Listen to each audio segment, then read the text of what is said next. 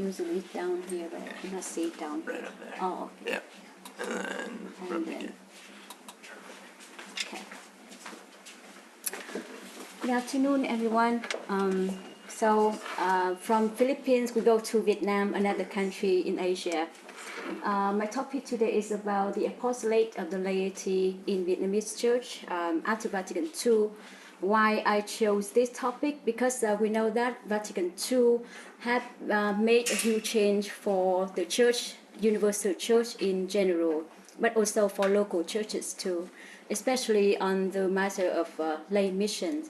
That's why I chose this one to see, to discover more about the lay missions in Vietnam, my own country.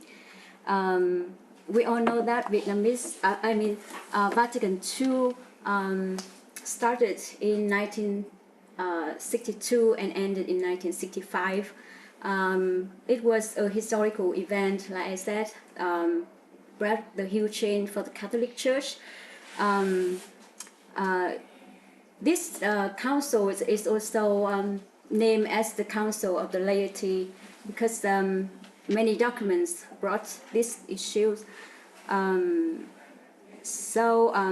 of the book that I like from Massimo Fagli, the professor at Villanova, also my former professor when I was there, the Raising Laity, he states that the conciliar texts on the laity are rooted in both historical context and theological belief of the laity, because of the laity before the council. Possibly the council fathers realized how significant it was to change believers' understanding of the laity and their status in the church. In terms of the application and reception of Vatican II, especially in local churches in Asia, the teachings on lay missions need more consideration because of the cultural and historical background. The Vietnamese church, for example, was suffering from wars and persecutions during the time of the council.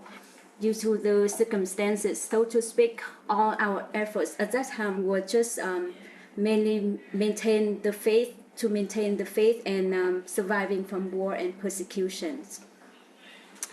Therefore, several questions that I want to discover. First one is, how effective are the teachings of Vatican II on the laity applied to local churches? The second is there a gap between studying and applying these teachings? And the last one will be, how can we as faithful people today fruitfully promote and develop the missions of lay people in our churches? In order to find the answers for these questions, I'm going to dig into three main points that I'm going to present to.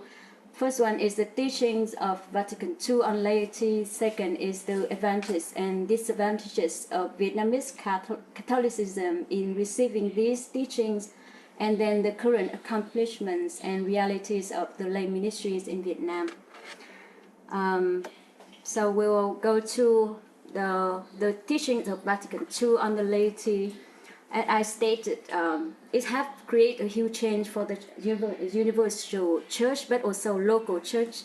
In the book, Lay People in the Church, the study for a theology of the laity, Yves Congar clarifies that the origin of the word lay or laity is rooted from a Greek word that is laos.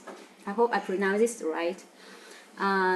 This word is have meaning in English is people, and actually we also see it in Old Testament language. This word means the people of God. So we know that the laity has been an integral part of the church since early times, and there was no separation between lay people and the clergy. Ironically, before Vatican II, lay people was considered a secondary vocation. And as Cardinal Walter Casper describes, this vocation is a vocation that having chosen the less perfect way.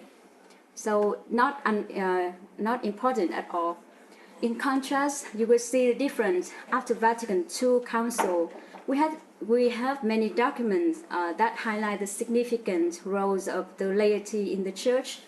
The first document is the Apostolate Citatem, addressed directly the very truth that lay people are assigned to the apostolate in the mystical body of Christ through the sacrament of baptism and confirmation. And then the concept of lay missions also found in the dogmatic constitution of the Church, Lumen Gentium. This document states that everything that has been said of the people of God is addressed equally to laity, religious and clergy, and through baptism and confirmation, all are appointed to this apostolate by the Lord Himself. And then the another document that also emphasizes the laity mission and vocation is Gaudium et Spes. In this document, the Council states that lay people have a responsibility to carry the new commandment of love and establish a universal brotherhood.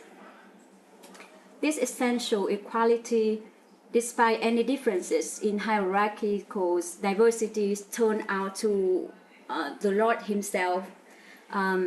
Here, Vatican II raises not only status but also the dignity of lay people and makes them equal to consecrated people.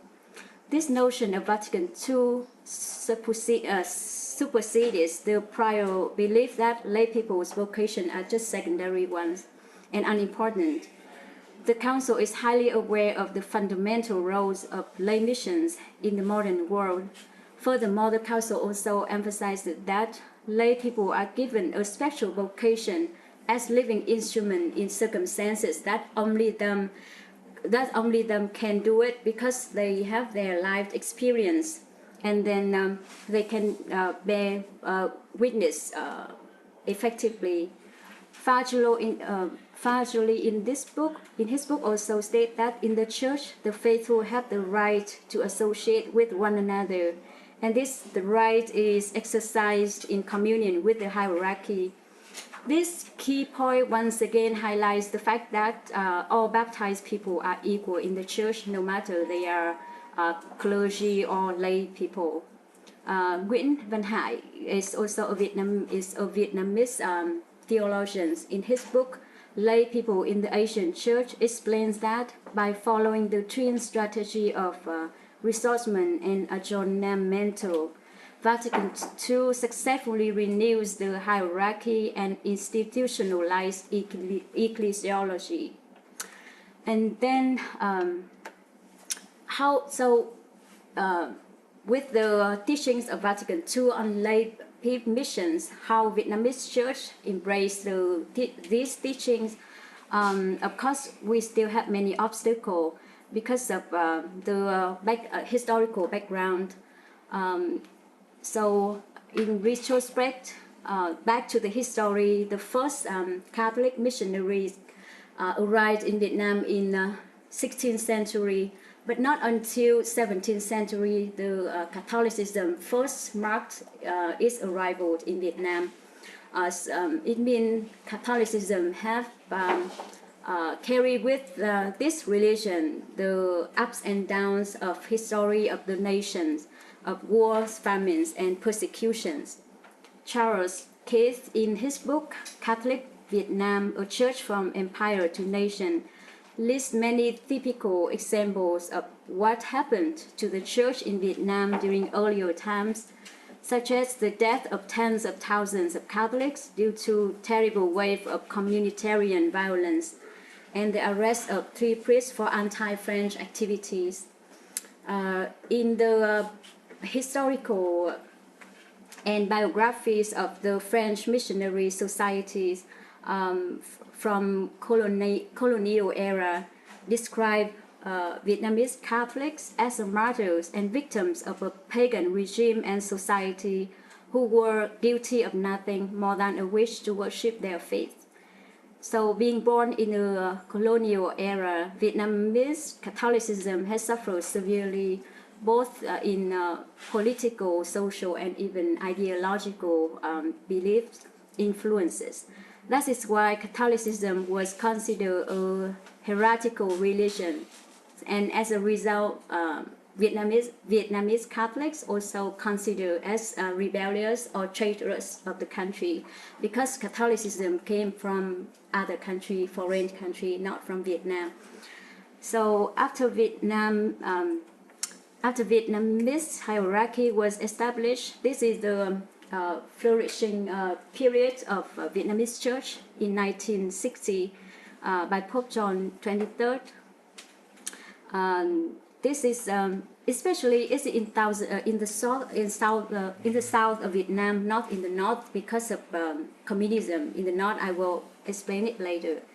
So in the article, A Brief History of Catholic Church in Vietnam, Nguyen also stressed that during this maturing period, lay people became an important force in the education, bureaucracy, commerce, and professions. Furthermore, the Federation of Asian Bishops Conference, with the initial FABC, was established in 1972, also helped to bring the teachings of Vatican II to the local context more effective. So actually, that is the good news among the historical circumstances. But as mentioned, during the time of Council, Vietnamese Church was suffering from war, and here we know that's the American War. Therefore, in 1975, after the Communist Party governed the country, as atheists, they immediately implemented strict rules for religions, especially for Catholics. Besides, Vietnamese Catholics at this time witnessed restriction of social surveillance, the exploitation of women, the lack of religious freedom, and violations of human rights. All of these disadvantages led to the underdevelopment of the Vietnamese Church in comparison with Western countries. Consequently, the reception of the teaching of the laity in Vietnamese Church during this period were negligible. Not until the 1986 was the topic of vocation and mission of the laity discussed authentically in the fourth plenary assembly of the FABC. At least this is a good sign for us to show that the bishop's perspective toward the missions of the church, and pay more attention to the role of the lay people in the church as well. The last one will discover the current achievements and limitations of Vietnamese church when in terms of recepting the teaching of Vatican II. A little bit of history of Catholic in Vietnam as well. Before, many lay people were served in the church as the ông trùm or bảo bạn. You can see it here, Vietnamese term. They were lay people, and they governed local parishes. They organized worshiping hours, maintained the faith of the communities, because at that time we lacked of religious people and priests. However, these people's services were silent and unnoticeable. Fortunately, the North and the South Vietnamese bishops had their first gathering in 1980. So the meeting, even though it was held under the control of a communist government, the bishops were aware of the importance of evangelizing missions of the Vietnamese church as a whole. So the first pastoral letter was sent out to the community of the faithful, show a key expression of the theology of the laity according to the Catholic bishops of Vietnam. It signalized a change in their thinking on the roles of the lay people in the new society, and also the testimony of the search for contextual expression of the mission of the church. So Vietnamese bishops were highly aware that it was time to provide a correct definition of the phrase "the people of God."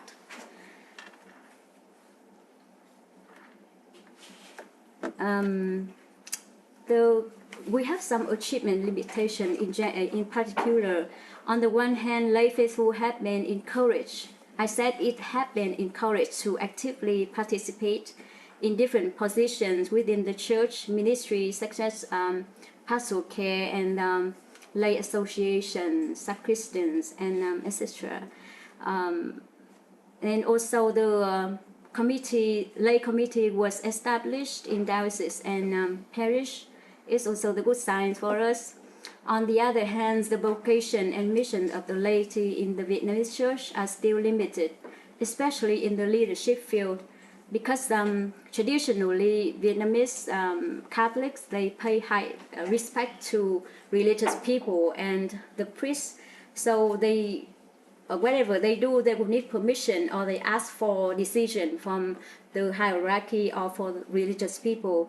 That's why it's diminished their creativity and their responsibility as well. In general, I have present fundamental teachings of the Vatican II Council on the laity. This brought a huge changes for the Church understanding on vocation and missions of the laity.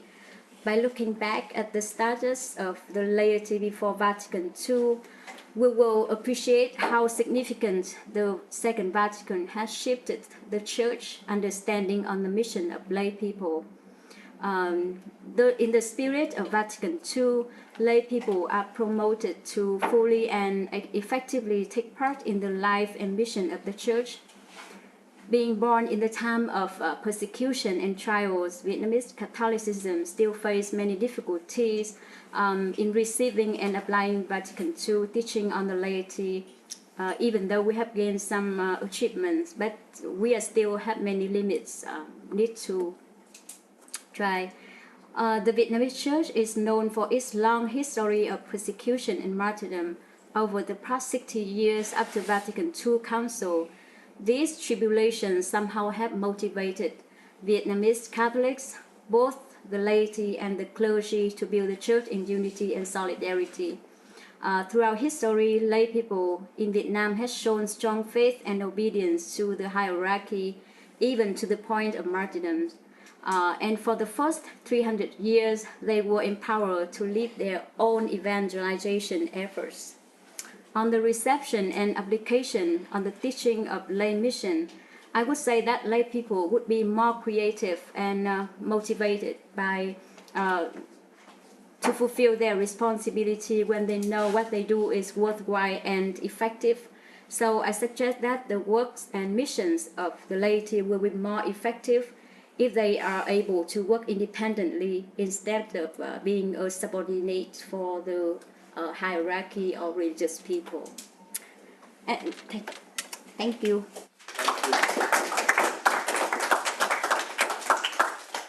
Thank you. Yes, that's... Well, thank you, sister. I enjoyed this. Is Rome helpful at all? I mean, in terms of lay participation and pushing this forward, or, I mean, I see Vatican II, but currently? Yeah, currently I think it's better because at least the Conference Bishops of Vietnam have some translation of the Vatican II's documents, and then they post it on the website of the Conference Bishop of Vietnam. But actually, like in general, not many people access to that website to read that document, and even myself in the convent, we rarely learn about the documents of Vatican II. So.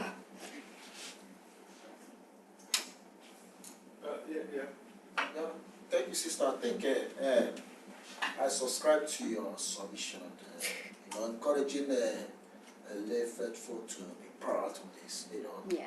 But I have just a little challenge with this issue of independence. Yes. I don't know, to what extent do you encourage this independence? Because if we just talk about independence generally, we might end up having chaos, challenge, maybe bringing up other kind of things in the name of helping the church. So I don't know. Yes, good question. Yeah, because like I present in my presentation that lay people mostly attached to the hierarchy and even the religious people. So they don't have their own agency to work independent by themselves because they don't dare to take responsibility because they need to, whatever they do, they need to ask permission or they ask the idea from the priest or religious people. So that's why I think if they can work independent and decide things by themselves, at least in some point, not all, but at least in some point they can work, they can do things by themselves. Like they can, for example, if they want to have a meeting from the lay committee in the parish, they can decide themselves. They invite the priest, right? But sometimes they need to ask the priest whether it's right or wrong, whether it's acceptable or not. So I think it would be better if they can decide things by themselves instead of before making decision they need to ask someone, because if that's so, they will not have their own agency to work and to be creative. That's Yeah. I think he asked. Okay, Oscar. Go ahead, Oscar. Oh, okay. Sister, thank you so much. I really enjoyed your presentation. My question is just one.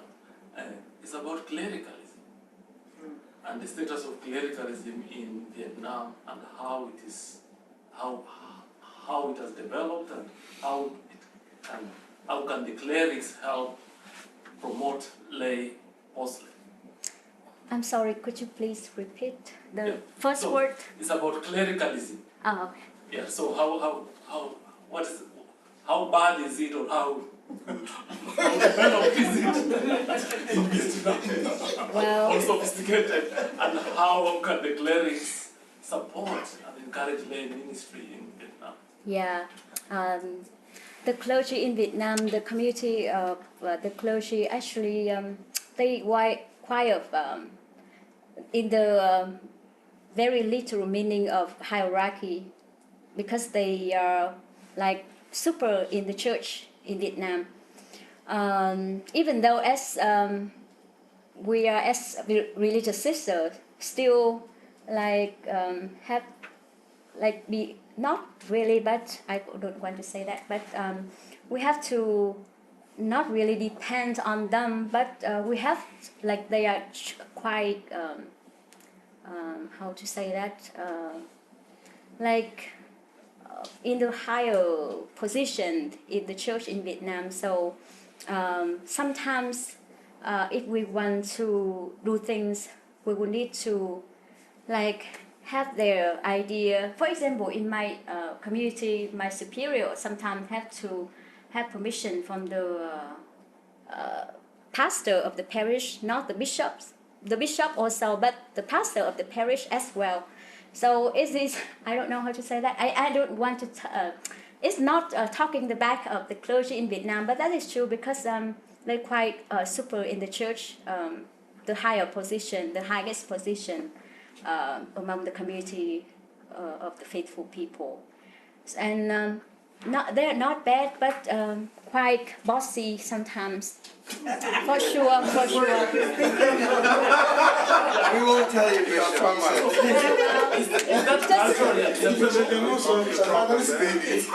Sometimes, because in Vietnam, for example, my diocese is the biggest diocese in Vietnam. So the bishop is in this area, but the priests will be in many different areas of the diocese. So sometimes the bishop cannot control things from outside, from afar. So for example, my pastor, the pastor in my parish, when I was in Vietnam this summer, so I know he rarely sit down to hear confession. So when my family told me that, I said, why didn't you ask him to do it? And then because my nephew had been first confession from last year until now, he had not had the second one. So think about that, how the bishop can know that if the lay people don't report it to the bishop, right? But the point is lay people don't dare to do it. So that's why I say quite bossy. some way. Okay, we only have time for two more. Well, Alex, I thought, okay, so thanks very much. Alex, Mr. Belgium, and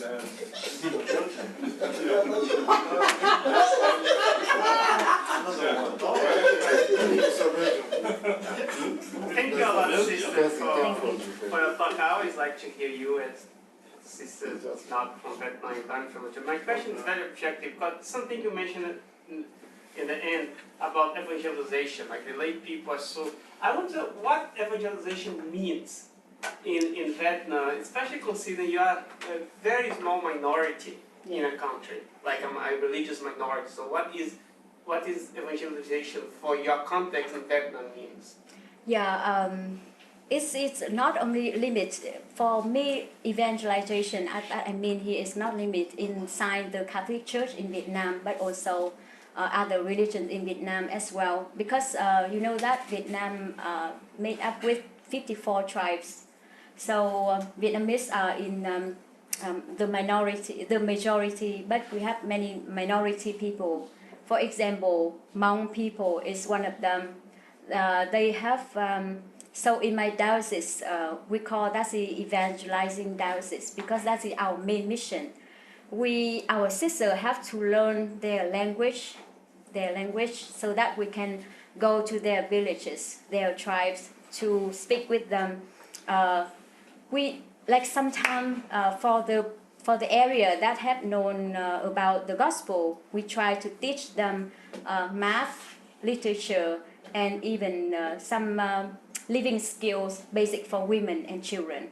So I think evangelization here is not only the gospel spread out, but the way we live, and especially in the context of lay people, they are like, I want them to be like, evangelization here is the model or the witness of their faith in the context of Vietnamese church. okay, thank you, man of many gods. All right, sister, thank you for the presentation. Thank you. I noticed in your presentation you presented the past and the present, but I was thinking of the future. Yes. And then I think when you mentioned about agency, that was particularly interesting because if you want to talk about the future, you have to find a way to activate this agency. Yes. Yes. So I would like to ask, is there any institution, a theological institution, that is focused on the formation of the laity? Because sometimes their hesitance to act is born out of not having sufficient knowledge to act. So is there any institution like that? And if there is none, let me conclude. And if there is none, would you like to take this up as your mission when you go back to Thank you. She needs the permission of the pastor. That is very good question when we look when we look at the future, because it's very important for us to.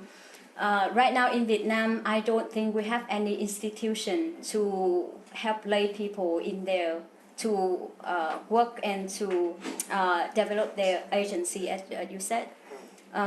Mostly they are in the parish and in the diocese level. We don't have any institution that for lay people. Even lay committee is also lay people. In my minority of the committee is lay people, but also some clergy and religious people in there too, in the lay committee of the diocese. That's why we don't have the separate institution for lay people. I think we need it because actually in Vietnam, as I mentioned, we are communist party communism country, so everything needs to be under the control of the communism. So that's why even though we don't have any religious institution outside of the country yet, so everything is belong to the Catholic faith inside. That we don't have we don't have the school like Marquette here is a religious institution, right? But I think we have one in the north and one in the south. That's the religious institution, and that's all. We don't have any. Most of them are public, so I don't think we can have that one, but hopefully in the future we can have that institutions so that lay people have their environment to develop. Part of my question. Whether she should do it. Yeah. Whether Would you like you to want take to that as do a it? land? Oh, yeah, of course. Yeah, Will you support? Okay, I will. yeah. Sister, first of all, thank you. I just want to work in the Archdiocese. I have worked with the Vietnamese parish here. It's a very vibrant parish, Vietnamese parish, St. Martin de Chu. So that is a gift. And also the provincial for the Sacred Heart He's a missionaries Vietnamese. is also a Vietnamese. Yeah. So it's another gift for this country. So I just want to acknowledge that one. So you have some power over here that can be empower you and be able to do back something back home if the environment there does not allow Yeah, it. yeah. With money from Belgium to fund it. We'll find him. Sister Ngọc and I will find him.